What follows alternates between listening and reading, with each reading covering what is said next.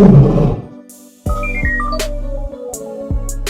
Spectex, what we are currently developing is an aerial radiography system which is capable of detecting the critical internal defects in difficult to access assets like offshore wind turbines. Offshore wind energy is booming.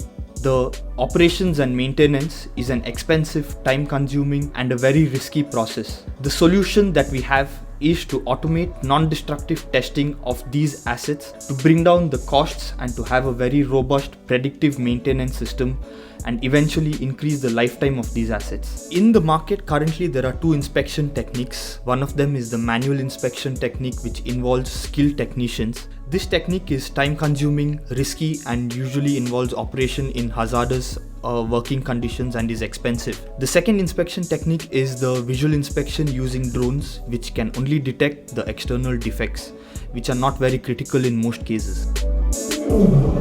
What we are basically doing is using a digital radiography system, which is nothing but a traditional X-ray machine split up into a source and a detector, and integrating them on two autonomous drones which can aerially position and synchronize themselves in real time to have these complex industrial tasks to perform non-destructive testing, with which we can then detect the internal defects when they are formed and to have a very robust predictive maintenance system.